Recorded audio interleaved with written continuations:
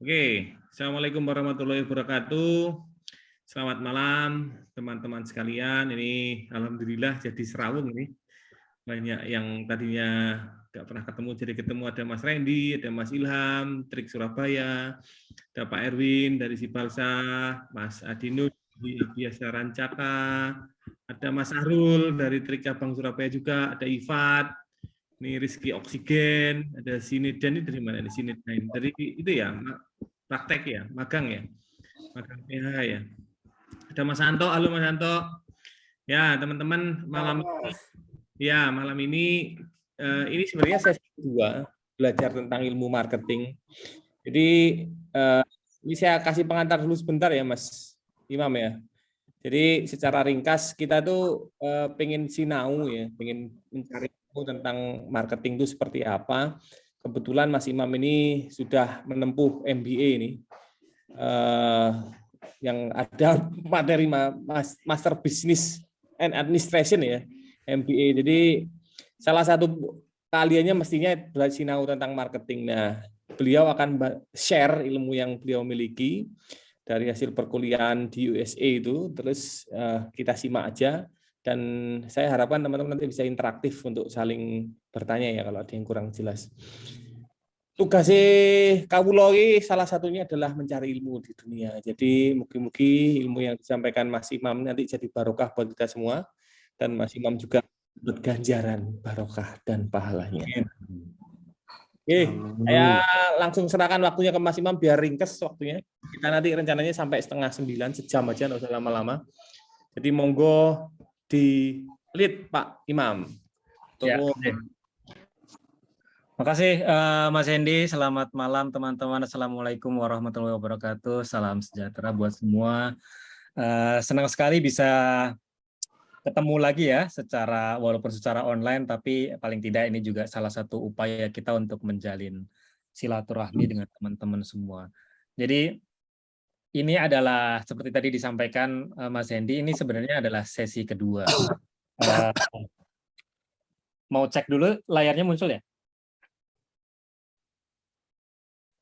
Muncul. Full screen? Aman, full screen. Oke. Jadi sesi kelas kita namakan ini kelas belajar karena tujuannya adalah belajar. Bukan berarti saya lebih tahu, tapi kebetulan saya belajar duluan mengenai beberapa materi yang memang kita kemas di dalam program ini. Dan materi yang kita coba angkat dalam kelas belajar itu memang fokus ke hal-hal atau topik yang berkaitan dengan pengelolaan usaha atau perusahaan atau pengelolaan secara manajemen. Nah, ngobrol di awal dengan Mas Hendy, kita mencoba mengambil satu topik yang saya rasa di semua industri itu ada, yaitu marketing. Walaupun tentu di masing-masing bidang dia punya konteks yang berbeda-beda. Sesi pertama kemarin sebenarnya sudah baru masuk di basic ya, marketing basic. Nah, pendekatan yang kita coba bentuk itu memang supaya pembelajarannya agak lebih lengkap gitu, tidak hanya sebatas di permukaan, kita masuk ke agak dalam sedikit gitu, agak dalam sedikit. Jadi sebenarnya ada opsi, kita misalnya mau ambil di permukaan aja, bisa aja kita hanya sentuh misalnya marketing itu apa saja faktor-faktor umumnya, tetapi karena tujuannya belajar, alangkah lebih baiknya kita gali sedikit lebih dalam. Sehingga dalam satu sesi semacam ini, maksimum itu 1,5 jam atau 1 jam, supaya materinya bisa diserap dengan lebih enak. Jadi teman-teman juga bisa mencerna setelah sesi. Kemudian kalau masih ada pertanyaan, bisa kita ulas sambil jalan. Nah, kurang lebih formatnya seperti itu. Nah, karena ini ada beberapa teman yang kemarin di sesi 1 belum join, saya nanti akan ulas secara singkat apa yang ada di sesi 1 sebelum kita masuk ke sesi 2 di hari ini. Secara umum sebenarnya yang kita ambil itu adalah konteks mana. Sebentar ya, kita coba ambil dari yang depan. Jadi saya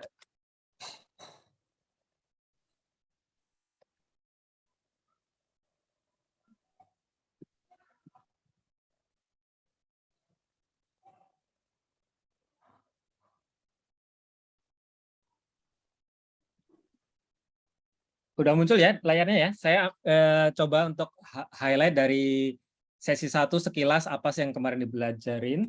Muncul, Jadi Pak. di kelas ini yang kelas belajar program kita jalankan itu kita ngambil topik marketing. Sebenarnya marketing sendiri itu ada cukup banyak ininya, topiknya. Mulai dari marketing fundamental itu baru di sesi di apa? Fase yang ini. Kemudian nanti ada marketing mekanik. Mekanik itu bicara mengenai tekniknya dan lain sebagainya. Ada brand development, ada management, ada digital marketing, kemudian sampai ke pricing. Jadi mulai penetap apa metodologi untuk perhitungan harga, segmentasi harga, dan juga e-commerce. Karena sekarang era kita bukan hanya berhadapan pada pasar yang sifatnya fisikal, tapi juga pasar digital. Sehingga e-commerce itu jadi satu opsi yang sudah wajib dikuasai juga oleh perusahaan yang ada di industri saat ini. Nah, kita masih di marketing fundamental. Dan di marketing fundamentalnya itu sesi 1 menyentuh tentang marketing basic. Hari ini sesi 2 itu sebenarnya kita akan coba masuk ke 2 topik, kita upayakan 2 topik ini ke cover, yaitu analisa situasi dan segmentasi serta targeting. Jadi memang kita bertahap per topik gitu, supaya pembelajarannya lebih bermanfaat. Daripada hanya menyentuh permukaan, nanti yang didapat juga hanya yang ada di permukaan saja. Itu yang kita pakai untuk pendekatan. Di sesi 1 kemarin di basic itu kita ini beberapa highlight bahwa market adalah satu kelompok yang memiliki ketertarikan yang sama terhadap penawaran dan memiliki keinginan untuk melakukan pembelian. Jadi akhirnya itu menciptakan demand. Marketing sendiri, kalau nanti kita lihat, itu bukan hanya bicara mengenai bagaimana kita mempromosikan nilai yang ditawarkan, biasanya lewat iklan, lewat kampanye atau lain sebagainya, bukan hanya juga memastikan produk yang kita buat, yang kita tawarkan itu bisa di-deliver. Salah satu yang penting dan sering terlewat adalah bagaimana proses menciptakan nilai itu. Jadi itu biasanya berkaitan dengan proses product development. Sehingga kalau kita mau menciptakan pendekatan marketing yang baik, mulai dari simpul paling awal, mulai dari bagaimana produk itu dibuat, didesain, itu sudah harus dipikirkan. Jadi dia adalah bagian yang integrated, tidak terpisahkan. Secara definisi, secara umum, marketing adalah proses untuk menciptakan values lewat product development, mengkomunikasikan, jadi promosi dan juga membuat orang mengenal dan kemudian terpicu untuk mau membeli atau mengeluarkan uang untuk digantikan dengan produk yang kita tawarkan, dan juga nanti deliver. Deliver itu memastikan bahwa produk yang kita tawarkan yang sudah dibeli orang itu bisa kita pastikan sampai ke konsumen dengan nilai yang kita tawarkan di awal. Nah, di dalam marketing ini, kalau teman-teman ingat kemarin yang di sesi 1, salah satu faktor kuncinya adalah bahwa dia itu berkaitan dengan perceived value. Kalau di teks ini kelihatan. Perceived value itu adalah persepsi yang terbentuk atau persepsi konsumen tentang nilai manfaat atau keuntungan dari suatu produk. Jadi, lagi-lagi marketing ini bukan hanya tentang produk kita, tetapi bagaimana kita menciptakan persepsi dari pasar atau konsumen yang kita sasar, agar mereka itu kemudian memahami dan melihat, oh ini nilai yang bakal saya peroleh kalau saya beli. Dan biasanya pada saat kita mendevelop produk, desainnya itu sudah berupaya untuk mengakomodir kebutuhan dari konsumen yang kita sasar. Karena kalau kita bikin produk, tapi ternyata nggak ada yang mau beli, itu sama saja kita sia-sia, melakukan sesuatu yang percuma. Karena tujuan dari perusahaan yang menjual baik barang ataupun jasa, tentunya ujungnya adalah membuat semakin banyak orang yang mau mengeluarkan uang membeli produk yang kita tawarkan. Itu pada dasarnya highlight dari definisinya. Ini beberapa kita skip saja. Jadi secara umum kalau bicara marketing, dia bicara tentang barang yang tangible, yang ya berupa sesuatu yang bisa dipegang, sesuatu yang bisa secara fisik itu dirasakan oleh konsumen, atau jasa, service gitu ya. Bisa jadi dokter, bisa jadi kalau di Trik misalnya itu berarti layanan untuk audit, kemudian di model lain misalnya konsultan itu adalah jasa yang disediakan. Jadi ini juga produk yang kita bisa kemas marketingnya. Lalu ada paten, hak paten itu biasanya intellectual property seperti musik atau lagu begitu ya. Itu contoh-contoh produk yang bisa dimarketingkan. Ini kita skip saja. Delivery, jadi value atau produk itu tidak semerta-merta kita jualan barang atau jasa, tetapi sebenarnya nilai atau values dari apa yang kita sediakan untuk konsumen itulah yang mereka beli. Tadi makanya kalau di definisinya ada yang disebut perceived value. Jadi nilai manfaat yang dilihat atau keuntungan yang dilihat ketika konsumen membeli sesuatu, itulah yang mereka harapkan.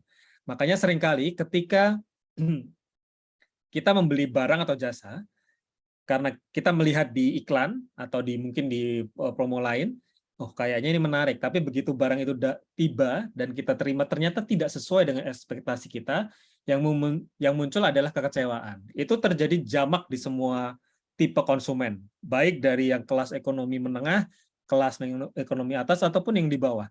Tidak ada konsumen yang senang ketika ternyata barang atau servis yang dia terima itu di bawah ekspektasi yang dia punya. Nah, ekspektasi itu terbentuk di mana? Ekspektasi itu biasanya terbentuk melalui jalur-jalur marketing yang dibangun oleh perusahaan. Sehingga memastikan bahwa value itu bisa disampaikan atau bisa dideliver dengan baik, itu juga menjadi kunci kita untuk membuat produk yang kita jual atau jasa yang kita tawarkan itu kompetitif dengan yang lain. Karena sekarang semua pasti berkompetisi menawarkan nilai, dan itu juga biasanya akan dibuktikan ketika konsumen sudah merasakan langsung manfaatnya. Paling mudah biasanya kalau kita lihat di e-commerce lah ya. E-commerce itu kan mereka secara platform menyediakan komen atau ulasan dari konsumen terhadap satu produk tertentu. Nah, itu kita bisa melihat bagaimana perceived value di kacamata konsumen, apakah mampu dipenuhi oleh produk yang mereka terima. Jadi kalau yang ratingnya tinggi-tinggi, biasanya perceived value produknya itu sesuai dengan apa yang dibayangkan dan diterima oleh konsumen. Tetapi kalau ternyata di bawah itu, ada masalah berarti di situ. Entah masalahnya di produknya atau di cara dia menjual melalui komunikasi marketingnya. Nah, dalam mendorong proses memarketingkan suatu produk atau jasa, tentunya kita perlu pendekatan yang terarah, yang terstruktur, supaya tidak menjadi sesuatu yang sia-sia. Karena marketing itu salah satu pos di dalam perusahaan yang biasanya menjadi cost center tinggi ya, atau memiliki porsi biaya yang tinggi. Kalau kita tidak mampu mengkonversi investasi atau biaya yang muncul di marketing itu menjadi sales atau penjualan, maka akan jadi liabilities atau menjadi beban bagi perusahaan. Makanya idealnya ada strategi yang baik supaya kita tahu apa yang mau dijual, kita tahu produk kita itu dengan sebaik mungkin, produk knowledge-nya bagus, kemudian kita menyasar siapa, bagaimana kita menjual itu supaya manfaatnya jangka panjang bagi perusahaan.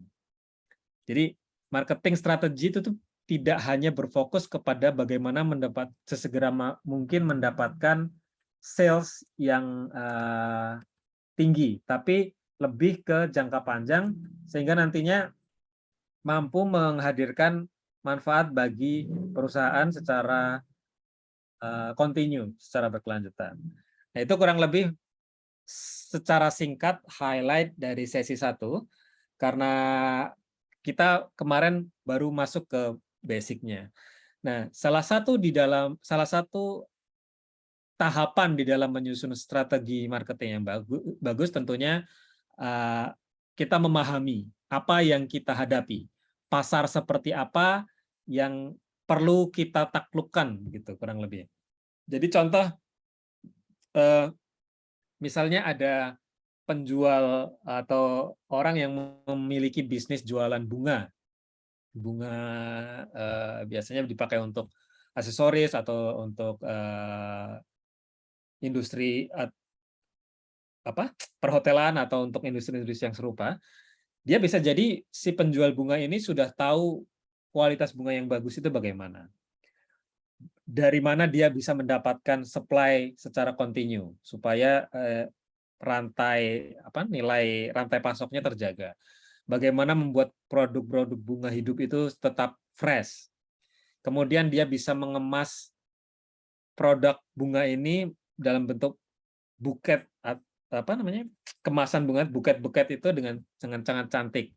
Tapi skill-skill teknis seperti ini belum tentu akan menjamin bahwa tokonya itu sukses. Jadi skill-skill teknis, kemudian penguasaan terhadap rantai pasoknya itu merupakan satu hal, tetapi dia tidak selalu berujung kepada sales yang bagus. Yang kalau sales yang bagus, ujungnya tentunya diharapkan revenue yang bagus untuk perusahaan. Nah, dia tentunya sebelum menciptakan bisnis yang kompetitif, perlu untuk mengukur faktor-faktor lain yang sekiranya penting untuk memastikan bahwa toko bunganya dia mampu bersaing dan mampu menjadi bisnis yang sehat gitu. Di dalam proses ini tentunya kita perlu melihat potensi suksesnya bagaimana dan kebalikannya kalau misalnya terjadi kegagalan. Itulah yang dicoba untuk dipotret. Jadi sebelum kita masuk ke dalam satu industri, kalau katakanlah kita mau masuk ke industri yang baru, satu perusahaan perlu untuk mengukur potensi dari keberhasilan dan juga mengukur potensi dari kegagalan dari bisnis yang mau dijalankan. Nah, cara mengukurnya ini bisa dilakukan melalui pendekatan yang dikenal dengan nama analisa situasi atau situation analysis. Jadi ini kalau kita ambil definisinya, analisa situasi itu adalah satu proses untuk mengevaluasi sumber daya dan kapasitas atau kemampuan yang dimiliki oleh suatu perusahaan. Selain itu juga menganalisa kompetitornya. Jadi bukan hanya faktor internal, kalau sumber daya dan kapabilitas itu tentu saja faktor internal di dalam perusahaan, tapi kita juga harus lihat di luar sana pemain yang lain itu seperti apa ini dinamikanya. Jadi kompetitornya bagaimana itu juga harus kita potret, dan secara umum yang perlu juga untuk diketahui adalah market demand atau permintaan pasar secara umumnya.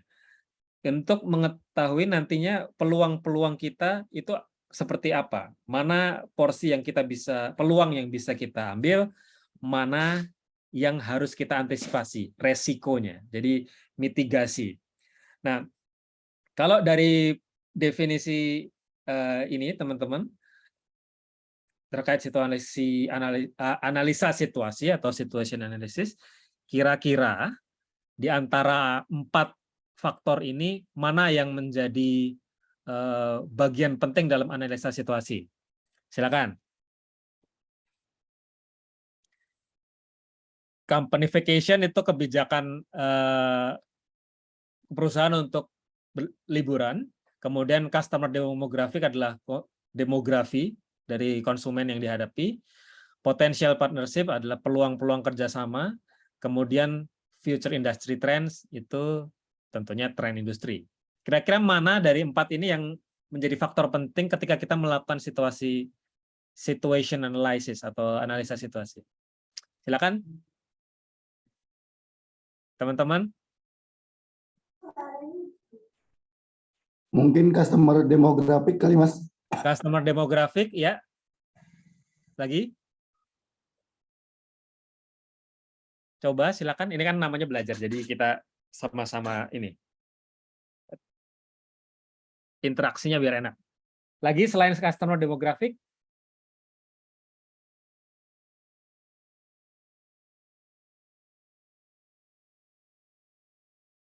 Ada?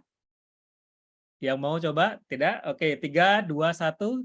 Jadi secara umum, faktor-faktor ini yang memiliki kaitan erat dengan analisa situasi itu ada di 3 kotak ini, ya. Pertama adalah memahami demografi dari konsumen yang dihadapi, kemudian kita menjajaki peluang kerjasama, karena sekarang eranya kan kolaborasi, ya. Jadi sumber daya itu tidak lagi mutlak harus dimiliki. Sumber daya itu bisa jadi di sharing. Contoh, kita punya industri manufaktur, tentu perlu transport, karena untuk membawa produk ke pelabuhan atau mungkin ke konsumennya itu kan perlu ditransport, ya. Nah, apakah kemudian perusahaan itu harus memiliki unit transport tersendiri di bawah asetnya dia?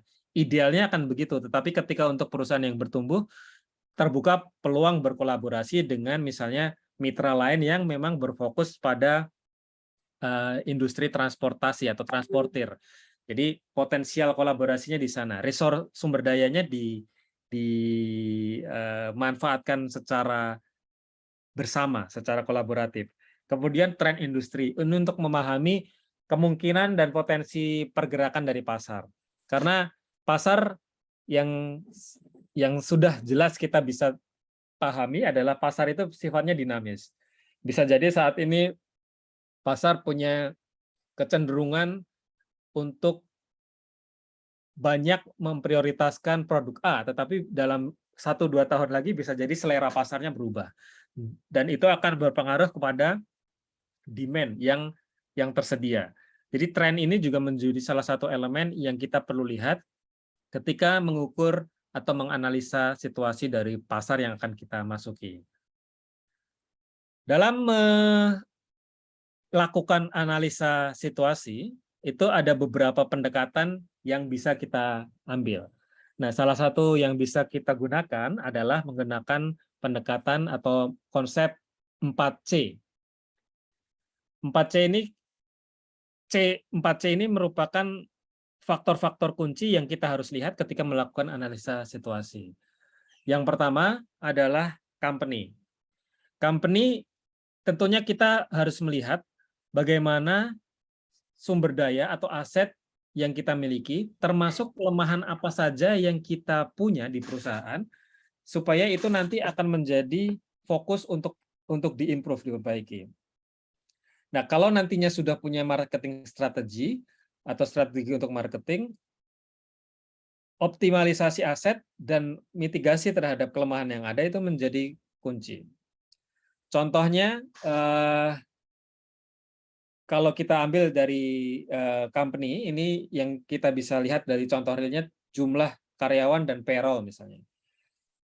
Tentu kalau tidak dikelola dengan porsi yang baik, ini bisa menjadi isu buat perusahaan dan akan memiliki dampak terhadap biaya atau cost untuk menjalankan perusahaan. Jadi company itu fokusnya ke internal, aset maupun kelemahan yang dimiliki. Aset itu bisa disebut juga keunggulan. Kemudian yang kedua, yang kedua adalah kompetitor. Kalau teman-teman pernah dengar atau baca atau mungkin nonton gitu ya, satu materi, Sun Tzu, salah satu jenderal perang di Cina itu pernah bilang gini, pahami musuhmu dan pahami dirimu, lalu baru kamu bisa memenangkan atau paling tidak bertarung dengan baik di ratusan perang tanpa harus berhadapan dengan permasalahan pelik secara langsung. Maksudnya gini, kita harus tahu dulu apa yang kita hadapi dan kita juga tahu apa yang kita miliki, lalu baru kita maju ke medan perang tanpa ragu. Jadi kalau kita terjemahkan dari kata-kata Sun Tzu tadi, bahwa kompetisi itu pasti ada. Dan kompetisi itu merupakan satu hal yang penting agar kita sebagai perusahaan itu tetap bisa terus terpacu untuk bertumbuh. Kalau bisa dibayangkan kalau tidak ada kompetisi, misalnya kita menjadi memiliki memiliki posisi untuk memonopoli suatu pasar, maka biasanya kita karena merasa sudah menguasai market share-nya itu besar gitu, kita kadang terlena untuk terus melakukan perbaikan. Jadi kompetisi di satu sisi merupakan tantangan yang harus kita hadapi, tetapi di sisi lain merupakan satu komponen penting untuk memastikan pertumbuhan. Nah, yang menjadi pekerjaan rumah tentunya untuk menghadapi kompetisi, kita perlu memastikan bahwa kita punya strategi yang baik agar bisa menang dalam pertarungan di pasar. Karena kalau kita masuk ke pertarungan di pasar tanpa strategi, maka ujungnya kompetitor akan melibas kita. Jadi itu rumus umum di pasar. C yang ketiga adalah customer. Jadi kita perlu memahami siapa yang kita sasar. Jadi kalau bicara tentang customer ini, kita perlu untuk mengetahui lebih jauh siapa yang beli produk kita, siapa yang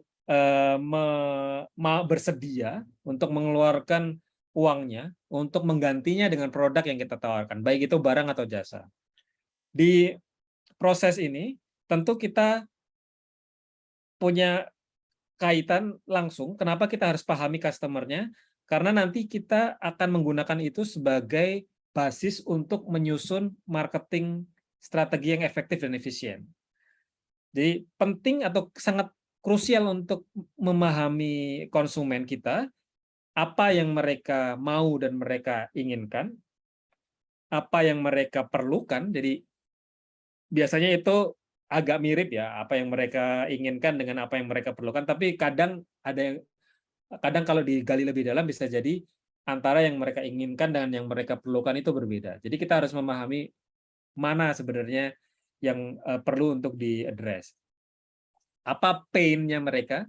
Kalau di industri jasa misalnya, sebagian, kalau kayak kita ambil contoh Gojek, dia itu berangkat waktu dibangun itu mencoba untuk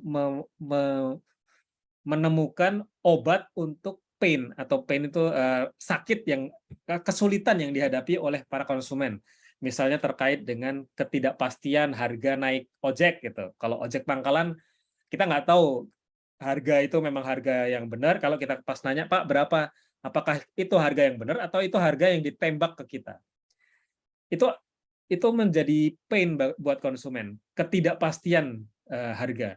Nah, ketika pendekatan yang dilakukan Gojek itu masuk, mereka mencoba menawarkan bahwa konsumen itu bisa mendapatkan harga yang terstandarisasi dan fair.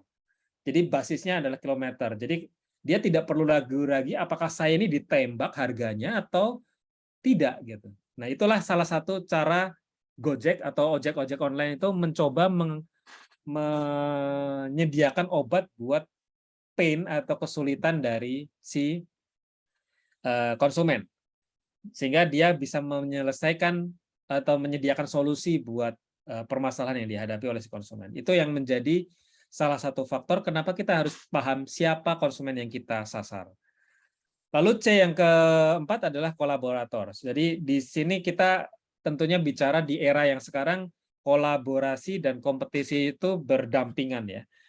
Ada kompetisi untuk membantu kita untuk tumbuh dan perlu ditaklukkan, tetapi juga ada peluang kolaborasi. Jadi tadi seperti saya sampaikan sebelumnya, sumber daya itu tidak selalu harus sekarang, di era sekarang itu tidak harus selalu dimiliki sepenuhnya oleh satu perusahaan. Karena bisa jadi secara kapasitas keuangan dan finansial belum sampai di sana.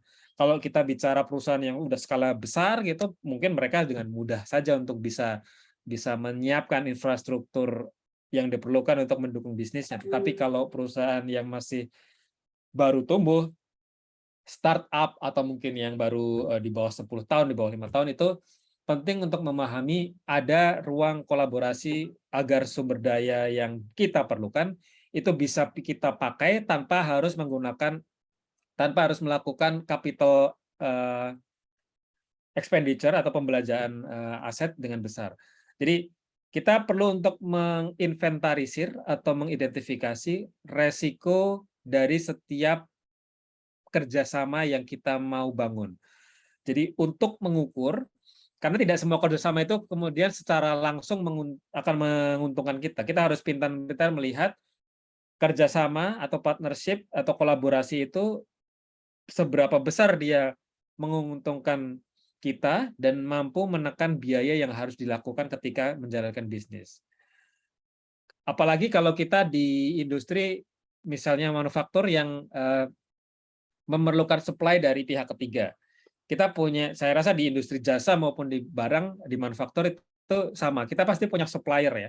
Supplier yang memberikan atau menyediakan produk-produk setengah jadi yang kemudian kita manfaatkan untuk mendukung produk kita sebelum dijual ke konsumen akhir kita.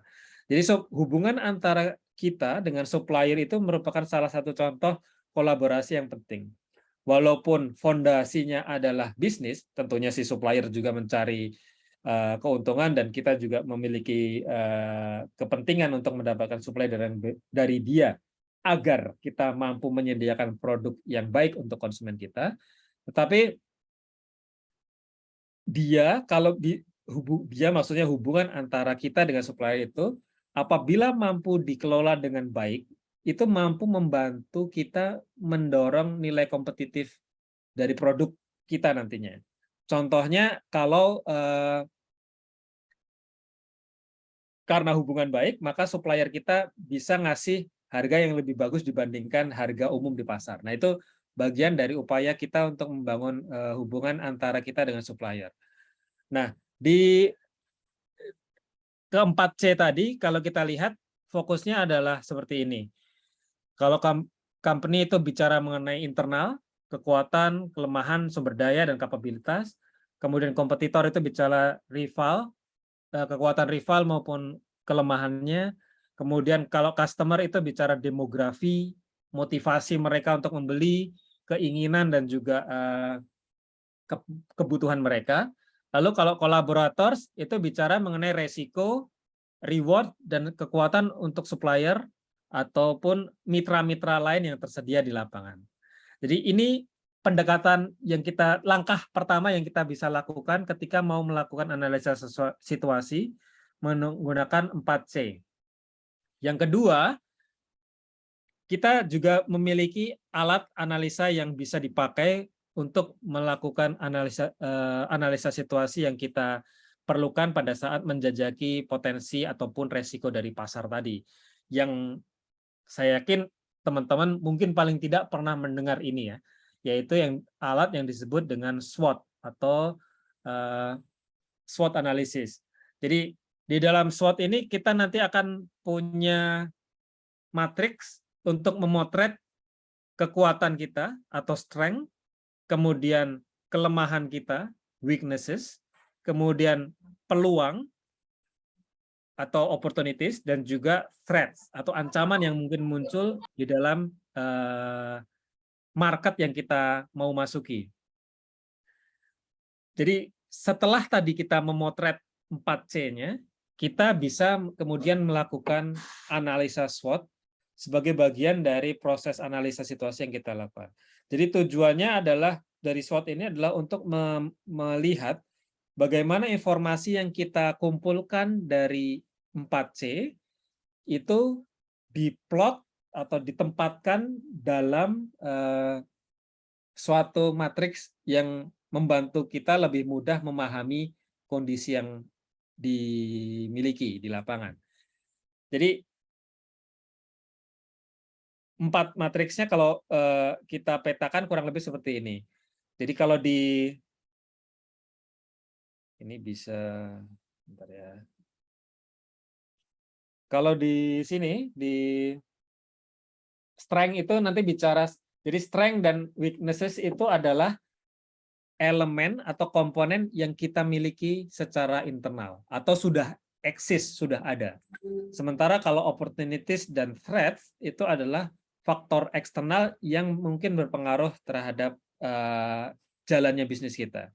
Jadi bisa jadi dia ini merupakan faktor yang tergantung sepenuhnya oleh pihak luar, atau dia adalah faktor-faktor yang mungkin muncul karena perubahan di pasar. Contoh dinamika di pasar. Perubahan kebijakan misalnya, itu juga sesuatu yang kita tidak bisa kontrol sepenuhnya. Sehingga dia perlu dipetakan karena bisa jadi perubahan policy atau kebijakan itu akan berpengaruh kepada bisnis yang kita jalankan. Jadi kalau kita abaikan, nanti ada saat di mana kita ternyata akan terbentur oleh satu tembok yang terlalu tebal untuk ditembus karena dia sifatnya misalnya aturan negara, karena tadinya boleh terus sekarang tidak boleh, membenturkan bisnis kita terhadap satu tembok besar yang mengakibatkan turunnya performa atau kinerja dari bisnis. Jadi di dalam analisa SWOT yang ingin dicapai adalah untuk melihat 4 faktor ini, S, W, O, dan T. Kekuatan, kelemahan, opportunity atau peluang, dan juga ancaman. Nah, jadi kalau kita lihat per fokusnya, strength tadi seperti sudah disampaikan, dia adalah faktor yang sudah ada, existing, dan secara kita mampu kendalikan. Perusahaan sudah punya. Strength itu biasanya berkaitan dengan banyak hal-hal yang sudah dilakukan dengan baik oleh perusahaan. Berdasarkan proses internal, biasanya kita sudah, kalau secara perusahaan kan kita punya SOP, di mana SOP itu adalah rangkaian prosedur standar yang didasarkan pada praktek-praktek terbaik yang sudah dilakukan, atau untuk memastikan bahwa seluruh operasi itu berjalan dengan kontinu sehingga output-nya itu bisa baik. Ataupun kita juga bisa melihat strength itu dikaitkan dengan posisi kita dibandingkan dengan kondisi di luar. Contoh misalnya, kita punya kemampuan menghasilkan produk yang berkualitas baik dan HPP-nya bagus, efisien. Kalau kita bandingkan dengan kompetitor, produk kita itu lebih unggul. Nah, itu bisa jadi sebagai strength, karena kita punya kemampuan itu. Bisa juga dikaitkan dengan sumber daya yang kita miliki, kalau strength itu. Misalnya pemodalan. Contoh yang paling real itu ketika kalau bicara angka modal, apakah kita punya modal yang memadai untuk mengembangkan bisnis dan sebagainya. Tapi itu sebagai contoh, sumber daya manusia misalnya. Kita punya sumber daya manusia yang berkualitas, itu juga bisa jadi strength. Nah, kalau kita ambil contoh langsungnya di dalam SWOT, term keunggulan atau strength ini, salah satunya adalah keunggulan biaya terhadap kompetitor. Jadi misalnya kita punya satu produk, tadi yang seperti saya sampaikan, ada kompetitor lain juga menghasilkan produk yang sama, jual ke market yang sama, tapi kita mampu menghasilkan produk itu dengan HPP yang lebih rendah, maka kita punya punya keunggulan kompetitif dibandingkan kompetitor. Biasanya dengan HPP yang lebih rendah, kita akan bisa mampu menyediakan dengan harga yang lebih bersahabat buat konsumen, sehingga akan meningkatkan kemungkinan untuk menarik konsumen melirik produk kita karena harga kita lebih kompetitif. Itu contoh di strength. Kemudian kalau dari sisi opportunity, ini karena seringkali yang agak bingung itu kalau kita melakukan analisa SWOT, bedanya strength dan opportunity itu bagaimana. Nah, kalau opportunity itu bicara bagaimana kita sebagai perusahaan mampu mengimprove atau meningkatkan kinerja dari usaha yang kita jalankan. Faktornya bisa jadi ada dari eksternal, tapi bisa jadi juga ada yang dari dalam. Tujuannya adalah ketika kita melihat peluang untuk meningkatkan kinerja, maka hal itu bisa dipotret untuk dicoba untuk dilakukan. Umumnya perubahan yang masuk ke kategori opportunities ini biasanya dikaitkan dengan penggunaan atau peluang di pasar. Jadi kalau kita bisa memotret mungkin ada peluang-peluang di pasar yang saat ini belum disentuh oleh kompetitor, kita punya kemampuan untuk melihat dan mengakses sebagai pionir, itu akan menjadi peluang atau opportunity yang bisa dimanfaatkan. Lalu contoh lain opportunity adalah perubahan teknologi. Jadi kalau kita lihat industri dulu dengan sekarang kan salah satu yang membedakan secara signifikan adalah penggunaan dari teknologi. Karena memang dia selalu bertumbuh dan semakin ke sini tentu semakin kuat posisi teknologi dalam industri, semakin memudahkan produsen maupun konsumen untuk mengakses satu produk. E-commerce paling mudah contohnya. Dulu tidak ada market seperti itu. Sekarang dengan perkembangan teknologi dia hadir dan membuat kedua belah pihak dimudahkan. Tetapi di saat yang bersamaan tentu ada resiko-resiko yang muncul ketika teknologi itu tidak secara optimal kita gunakan. Bisa jadi potensi resiko, tetapi opportunity-nya juga besar. Contoh lain adalah selera masyarakat. Jadi selera masyarakat kan berubah ya dari waktu ke waktu. Dulu mungkin orang lebih suka untuk baca koran karena tersedianya informasi ada di situ. Sekarang orang semua berubah mengakses informasi itu hanya dari layar HP-nya sendiri. Nah, seleranya berubah. Sekarang koran apakah majalah atau koran konvensional apakah hilang? Tidak. Masih ada. Kita masih temukan stol koran atau majalah di berbagai tempat. Di toko buku juga masih banyak. Tetapi mayoritas orang sudah berubah seleranya. Dari yang konvensional ke digital thingy atau hal-hal yang bersifat digital karena mereka lebih memudahkan. Bukan berarti dia akan hilang, tetapi semakin berubah pasarnya, otomatis nanti produk yang disediakan juga harus menyesuaikan. Nah, itu juga menjadi opportunity yang kita bisa lihat. Industri juga mengalami evolusi perubahan seperti ini terus terjadi. Kemudian kalau kita bicara antara weakness dan threat, weakness itu sesuatu yang kalau kita coba identifikasi, kita lihat hal tersebut merupakan kekurangan dari perusahaan atau proses di produksi kita saat ini. Biasanya ini kita lihat ke dalam dulu sebelum kita melihat keluar. Jadi weaknesses itu hal-hal apa yang kita bisa perbaiki untuk meningkatkan kinerja. Contohnya misalnya ada isu internal, mungkin ada proses produksi kita yang terkendala karena bisa jadi alatnya sudah tidak optimal atau mungkin sumber daya manusianya belum memenuhi persyaratan yang diperlukan untuk melakukan suatu operasi.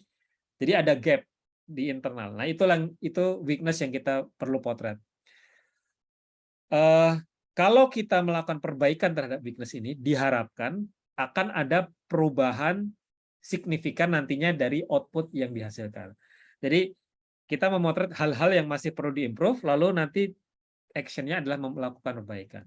Contoh yang sering salah satu contoh lah untuk weakness ini biasanya hubungan antara kita dengan supplier-supplier yang sudah punya posisi bagus di pasar. Kan kita tahu di para supplier yang kita miliki ada yang memang mereka itu medium, ada yang supplier udah gede gitu ya. Gede itu maksudnya dia punya klien banyak sekali dan kita salah satu kliennya.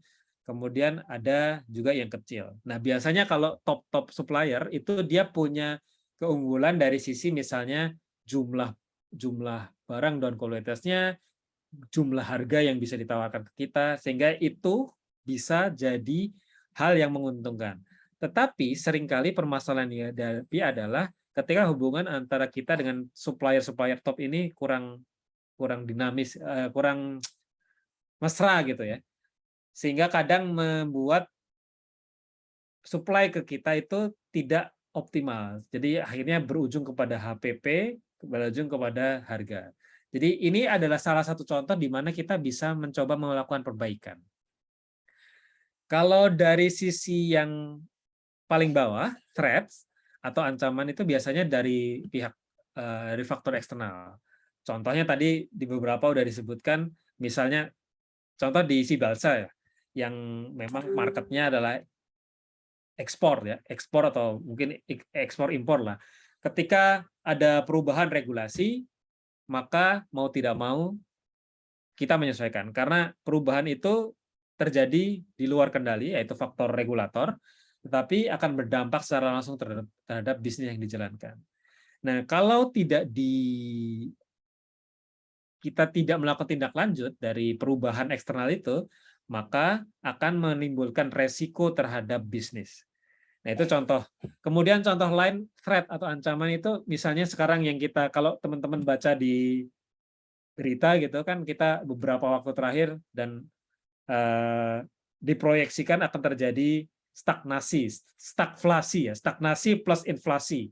Jadi ini berujung, diprediksi kalau dari pakar ekonomi akan berujung ke resesi. Nah, resesi di pasar bisa berdampak langsung kepada bisnis kita. Salah satu yang paling umum terjadi adalah penurunan permintaan terhadap produk yang kita jual. Karena kalau ekonomi di negara yang membeli atau pasar yang membeli itu mengalami goncangan, maka kemampuan beli mereka menurun. Dan kalau kemampuan beli mereka menurun, maka resiko terhadap kita, peluang mereka membeli barang kita pun menjadi semakin kecil. Jadi karena mereka melakukan recovery. Jadi ini adalah contoh salah faktor-faktor eksternal yang bisa mempengaruhi jalannya bisnis kita. Karena dia merupakan hal yang tidak bisa secara langsung kita kendalikan, tetapi kalau kita abaikan akan menimbulkan dampak resiko pada jalannya bisnis yang kita kelola. Di kacamata perusahaan, kombinasi antara strength, weaknesses, opportunities, dan trend itu harus diposisikan dengan pas. Jadi masing-masing komponen ini punya bobot yang berbeda. Jadi bobot itulah nanti yang juga harus dipertimbangkan untuk menentukan strategi apa yang perlu dilakukan. Karena permasalahan di pasar itu kita juga harus lihat bukan hanya kita alami sendiri. Kompetitor kita pun mengalami. Dan pasti mereka melakukan sesuatu untuk mengantisipasi tantangan-tantangan yang terjadi tadi. Mereka juga pasti membaca bahwa ada perubahan, saya harus bereaksi dengan ini. Ada peluang, saya harus merespon dengan ini. Jadi itu lazim terjadi di semua entitas bisnis atau perusahaan. Mereka idealnya memiliki alat untuk memotret apa yang terjadi, apa yang harus dilakukan. Kalau kita tidak melakukan hal tersebut, ada kemungkinan kita akan tertinggal. Kalau kita tertinggal, ceruk pasar yang tadinya sudah kita pegang bisa jadi lepas. Lepas itu berarti dia bergeser ke kompetitor. Nah, dalam konteks menyusun strategi marketing, tentunya nantinya faktor-faktor yang sudah kita petekan melalui 4C ataupun SWOT ini nanti menjadi elemen kunci dalam penyusunan strateginya. Jadi di topik ini, di analisa situasi ini, dua instrumen yang bisa dipakai paling tidak untuk perusahaan memotret kondisi pasar atau kondisi yang dihadapi, potensi yang dia miliki itu bisa menggunakan dua elemen tadi. Oke, itu untuk analisa situasi. Karena waktunya sudah mendekati 1 jam, kita pause di sini. Kalau ada pertanyaan, silakan. Terus nanti apakah kita mau lanjut ke segmen yang berikutnya atau kita cukupkan, saya serahkan. Silakan kalau ada teman-teman mau bertanya, saya coba untuk respon kalau memungkinkan. Mas Hendy, silakan. Ya, matur nuwun Mas Imam. Menarik nih analisis SWOT-nya, karena ini analisis yang paling sering dipakai ya di strategi manapun. Untuk pertanyaan saya, untuk strategi marketing menggunakan SWOT ini kira-kira perlu dilakukan secara periodik berapa bulan sekali, atau diserahkan tergantung kondisi perusahaannya, atau tergantung kondisi pasarnya, atau tergantung kondisi kompetitornya, Mas? Itu aja. Ya. Maksudnya kan itu untuk bahan menyusun strategi juga ya kalau pernah Betul. dilakukan, terus nextnya tuh kapan lagi perlu dilakukan lagi. Matur nuwun.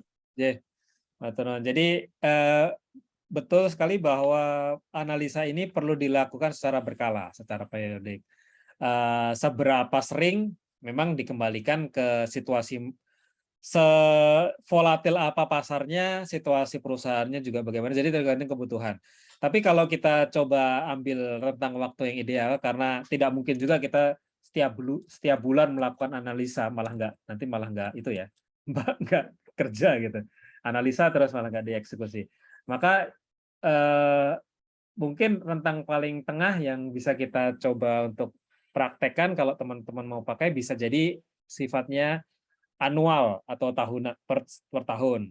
Nah, jadi ada satu sesi untuk melihat kondisi pasarnya berubah atau tidak. Contoh kalau di era 2021-2022 itu kan kita mengalami transisi ya dari pandemi ke pemulihan ekonomi. Nah, itu kondisi pasar itu mengalami perubahan yang cukup signifikan. Baru masuk ke pemulihan, sekarang dihadapkan pada stagflasi. Jadi penting untuk melakukan analisa itu berkala. Tapi kalau dirasa 1 tahun kelamaan, boleh ditarik lebih sering misalnya, tapi ke semester saja cukup 6 bulan. Tapi kalau saya ditanya sih, saya prefer ke tahunan sih. Karena setelah kita melakukan analisa, tidak berhenti di situ. Begitu analisa itu kita lakukan, kita perlu untuk menyusun sejumlah rencana kerja atau action plan untuk pertama, mencoba mengambil peluang yang ada. Yang kedua, kalau memang bicara weaknesses, mencoba meningkatkan proses-proses yang ada secara internal agar kinerja meningkat. Atau kalau faktornya eksternal seperti opportunities dan threat, kita perlu untuk menjajaki dampak dari faktor eksternal itu ke kita. Jadi saya rasa 1 tahun itu waktu yang cukup aman untuk kita bisa melakukan analisa ulang, analisa kembali, evaluasi lah. Apakah posisi kita masih pada track yang benar, ataukah kita perlu melakukan perubahan atau pivot. Pivot itu kayak muter gitu ya, merubah haluan. Nah itu kita punya ruang itu sesuai kebutuhan. Jadi kurang lebih anual. Itu Mas Indi. Siap, matur nuwun Mas Imam. Teman-teman ada pertanyaan? Teman-teman silakan. Yang lain? Ini dapat ilmu baru nih, mahal nih. Mas Randy silakan, angkat tangan nih. Ya, Mas Imam, thank you. Oh. Itu tadi salah satu yang dibahas terkait dengan kompetitor analysis ya. Saya yang tertarik itu adalah punya apa ya, cara termudah itu seperti apa gitu untuk apa namanya bisa tahu kekuatan dan kelemahannya kompetitor gitu, terutama bagi pemain baru di bidangnya. Itu aja Mas, karena tadi kan ada Sun Tzu ya, Sun Tzu apa siapa gitu. Kalau kita tahu apa namanya kompetitor kita, maka kita tidak perlu untuk menghabiskan energi yang sia-sia untuk bertempur. Thank you Mas Imam. Ya, thank you Mas Hendy. Betul, jadi salah satu tantangan umum itu yang bisa dibilang tingkat kesulitannya relatif tinggi itu adalah untuk memahami bagaimana kompetitor kita berperilaku dan bermanuver di pasar. Memang kita bisa mencoba menjajaki dari cara mereka berinteraksi dengan konsumen. Tapi bisa jadi itu yang agak telat gitu ya. Memang kita nggak bisa langsung, kan kita nggak mungkin bertanya ke mereka untuk ini apa yang kamu lakukan. Yang kita bisa lakukan adalah di beberapa perusahaan besar, misalnya contohnya Trakindo gitu. Yang mereka lakukan untuk melihat dinamika pasar dan juga memotret kompetisi yang ada, termasuk bagaimana perilaku kompetitor itu, mereka punya satu unit tersendiri yang namanya market intelligence. Market intelligence ini salah satu perannya selain menganalisa market secara umum adalah melihat para pelaku industri alat berat itu apa tren, model pendekatan yang dilakukan sekarang untuk menggait konsumen. Karena kan mereka B2B, business to business. Bisa jadi mereka main dari bundling atau kemasan dari penawaran yang mereka sampaikan, bisa jadi dari teknologi karena pengembangan alat yang baru, bisa jadi dari harga. Nah, itu biasanya yang dipakai untuk acuan melihat sebenarnya kompetitor saya lagi ngapain. Kemudian dari situ saya perlu untuk melakukan apa supaya tidak tertinggal. Jadi kalau di kompetitor, kalau kita lihat itu memang ada dua hal yang kita perlu potret dari kompetitor untuk paling tidak melihat sejauh apa mereka akan menimbulkan kesulitan buat kita. Kalau kata-katanya Sun Tzu tadi, know your enemy, jadi kita pahami, kita tahu dulu musuh kita itu kekuatannya dan kelemahannya apa. Lalu know yourself. Jadi baru setelah kita tentu harus tahu kita punya apa yang bisa kita pakai untuk bertempur buat di pasar ini, di gelanggang yang sama ini. Setelah itu baru kita bisa coba melihat perilaku tadi yang sudah kita sebut di awal, baru memberikan reaksi.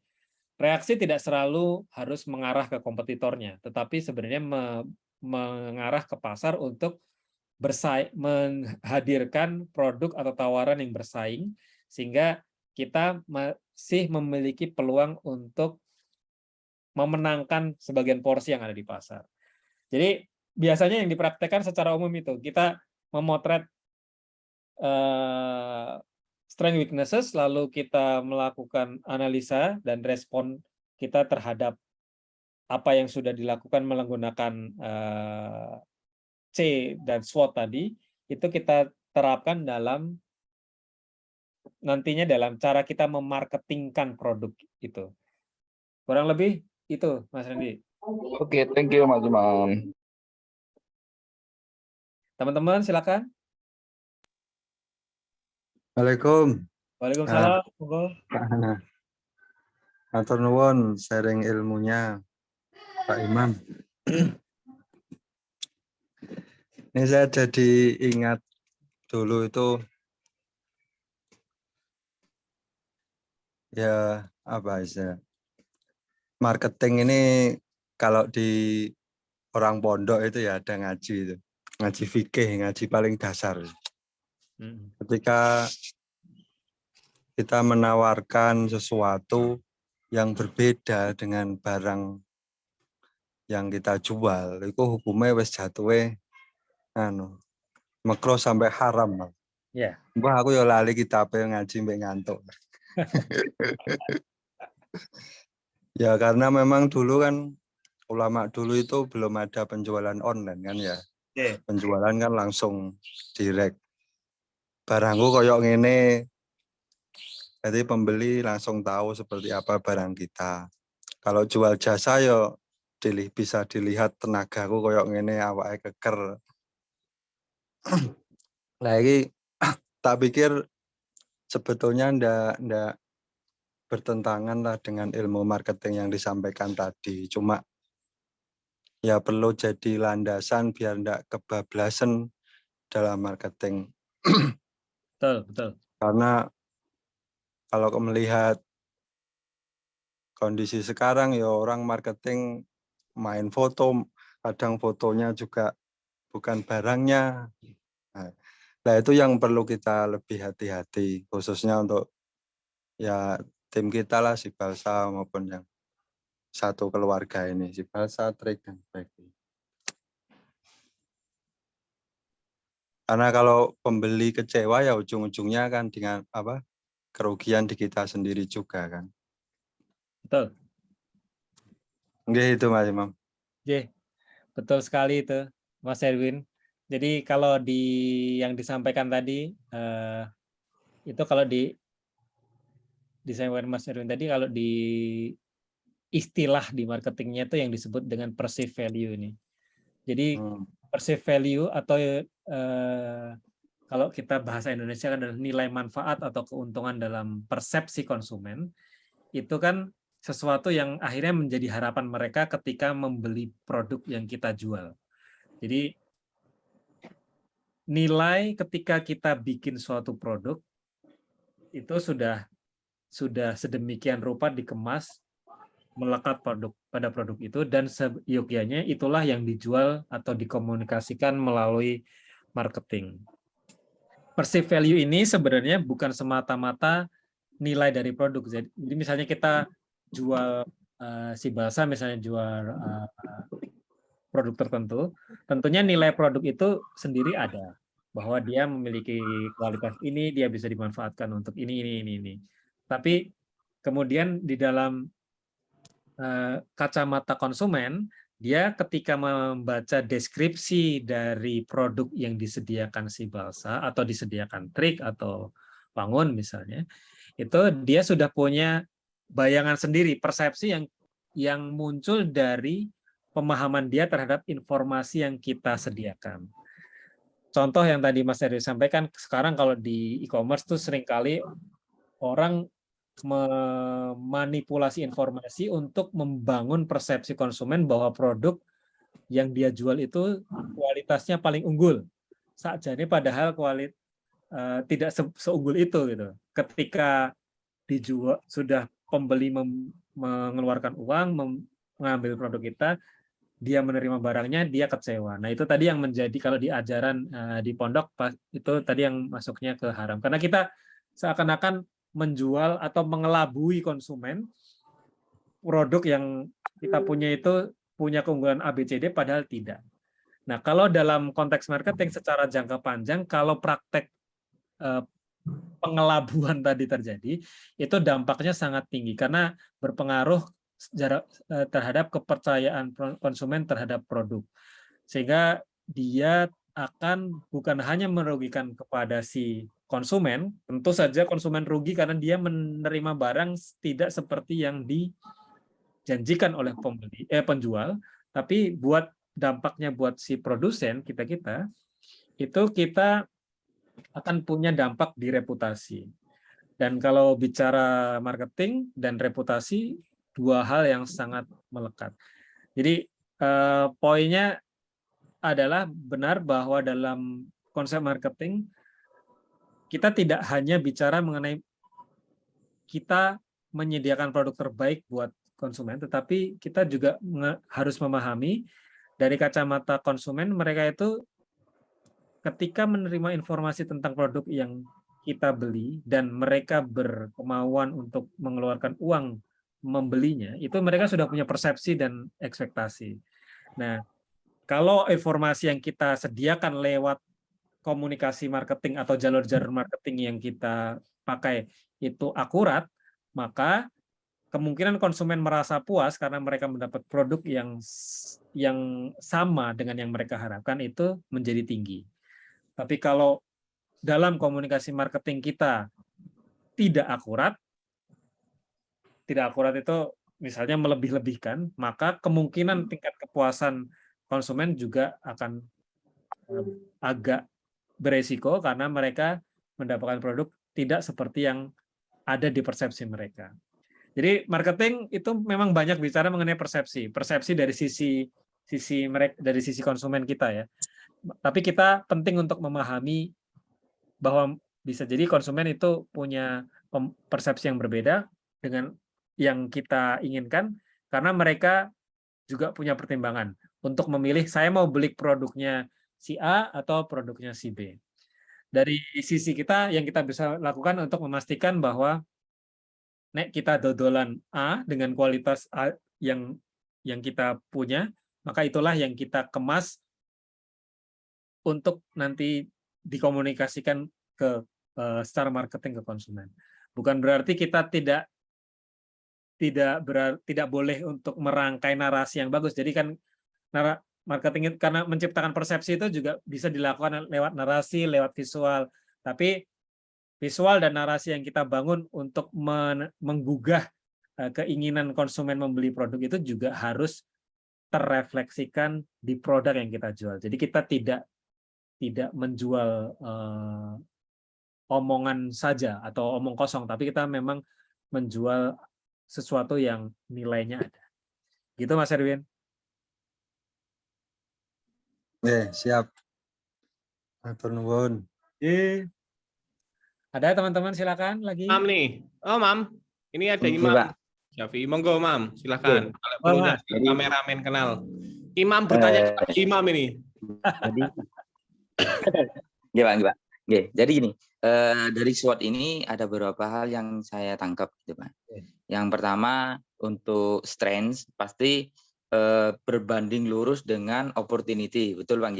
Terus untuk weakness berbanding lurus dengan threats. Nah, saat munculnya threats atau ancaman dari luar itu kita tentu harus meningkatkan strength dan opportunity, betul Pak? Nah, sedangkan untuk meningkatkan strength secara intern, perusahaan banyak mengeluarkan sumber daya. Jadi itu biasanya agak berat bagi perusahaan. Dan ini dari sudut pandang saya. Berarti kebanyakan dari perusahaan itu mengambil jalur promosi yang lebih ditingkatkan gitu Pak ya. Nah, saya sempat mikir gini, kalau kita mengeluarkan promosi yang sangat banyak atau bahkan terlalu banyak, apakah itu bisa menimbulkan banyak threats Pak atau ancaman? Dengan makin banyaknya promosi, apakah bisa memunculkan banyak threats yang lainnya? Nah, itu pertanyaan saya. Monggo Pak. Matur nuwun, Mas Imam. Saya coba bantu jawab. Jadi memang kalau dipadankan seperti yang digambar ini ya, strength itu memang pasangannya dengan opportunities, weaknesses itu dengan threat. Strength dan weakness itu faktor-faktor internal, opportunity dan threat itu faktor-faktor eksternal kalau disederhanakan begitu. Jadi threat, kalau tadi yang Mas Imam sampaikan, threat itu adalah faktor eksternal yang kita bisa jadi tidak punya kendali untuk mengontrol hal tersebut terjadi.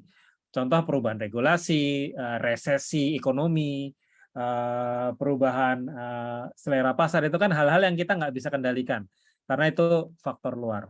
Kalau kita kemudian mencoba untuk mendorong, tadi disampaikan juga kalau kita memperkuat strength, otomatis akan ada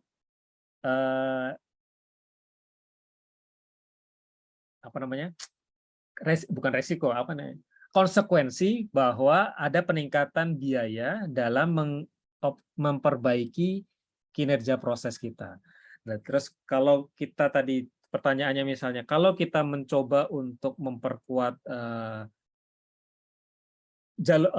komunikasi marketing, apakah berpotensi menimbulkan threat yang lebih tinggi? Jadi kalau kita semakin gencar berpromosi, apakah kemungkinan akan menimbulkan threat yang meningkat juga, tinggi juga? Bisa jadi iya, bisa jadi tidak. Karena tadi threat itu faktor-faktor yang tidak selalu bisa kita kendalikan. Bahkan mayoritas kita tidak kendalikan. Kalau weaknesses itu kelemahan yang masih bisa kita perbaiki dari waktu ke waktu.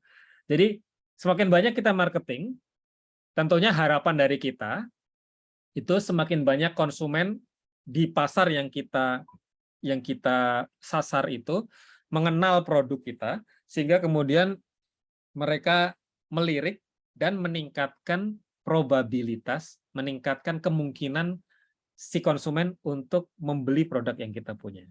Itu yang kita harapkan. Tetapi kalau kita melakukan dengan gencar, tapi dia tidak akurat, tadi kalau kembali ke obrolan yang sebelumnya mengenai perceived value, sehingga kemudian konsumen merasa banyak produk yang kita jual itu tidak sesuai dengan harapan mereka, itu bisa jadi menimbulkan threat. Jadi kita kalau di dalam situasi tadi, berarti kita mencoba mengambil strength-nya dengan meningkatkan promosi, menggencarkan promosi, tetapi kita punya weakness karena informasi yang kita letakkan dalam kampanye atau promosi kita yang berupaya untuk memperkenalkan produk yang kita buat itu ternyata tidak akurat dan tidak mencerminkan produk kita sebenarnya. Ketika diterima oleh konsumen, mereka yang sudah punya persepsi harapan terhadap produk merasa tidak terpenuhi ininya, ekspektasinya tidak terpenuhi, sehingga menyebabkan kepercayaan mereka terhadap perusahaan atau terhadap produk kita atau perusahaan kita itu menjadi menurun. Nah, itu bisa jadi kemudian memicu threat karena ada faktor yang sebenarnya berasal dari kita, tetapi terjadi berulang, kemudian dampak ujungnya, threat-nya adalah penurunan kepercayaan terhadap perusahaan. Jadi dia bisa jadi terjadi demikian, bisa jadi tidak, Mas Imam. Dia dilihat dari kondisinya. Tapi kalau untuk memudahkan memahami SWOT ini, yang sebelah kanan, yang sebelah bawah itu biasanya faktor-faktor yang dari luar atau faktor-faktor yang kita tidak bisa kendalikan sepenuhnya, opportunities and threat. Kalau strength dan weakness itu berarti faktor yang kita bisa kendalikan atau faktor internal.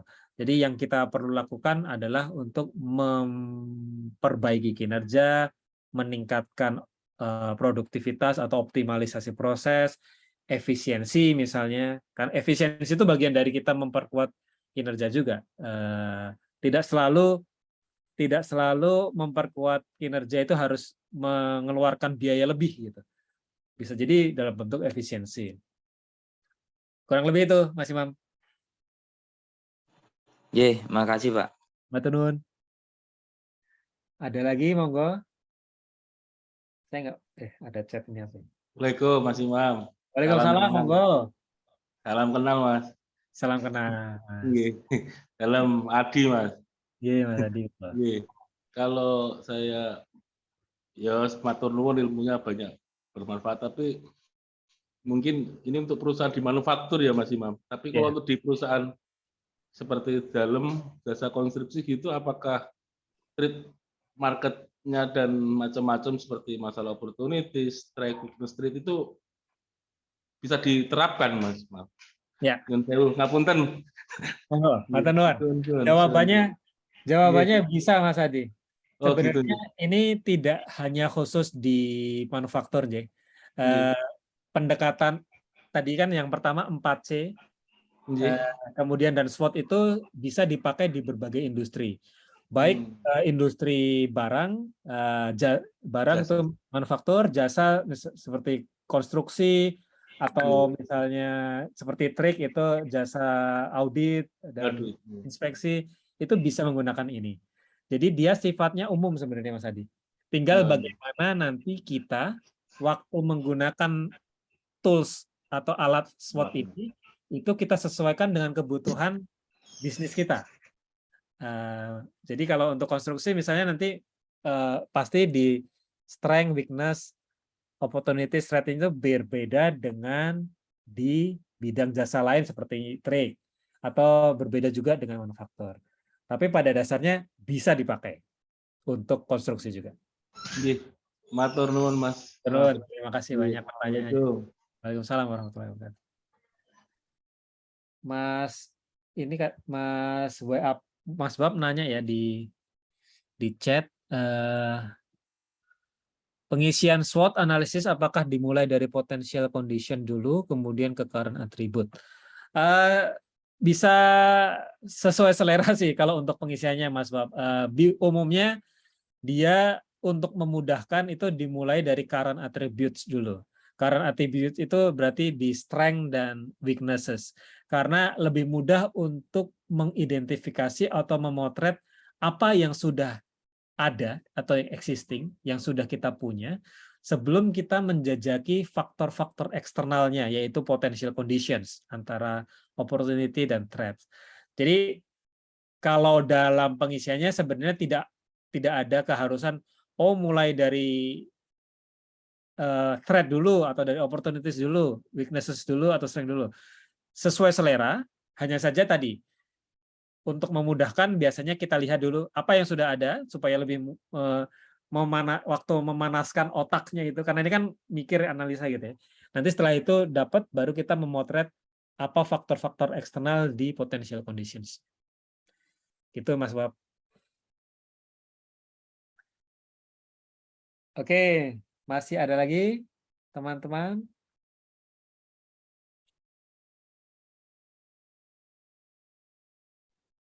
Kalau tidak ada, dan juga mengingat waktu, untuk sesi kedua saya usulkan untuk dicukupkan di sini dengan topik analisa situasi.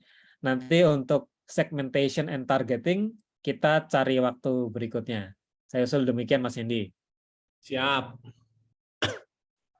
Setuju Mas Imam waktunya, dan biar lebih efektif juga kita belajarnya pendek-pendek. Karena ini kan kelas belajar nih. Ya.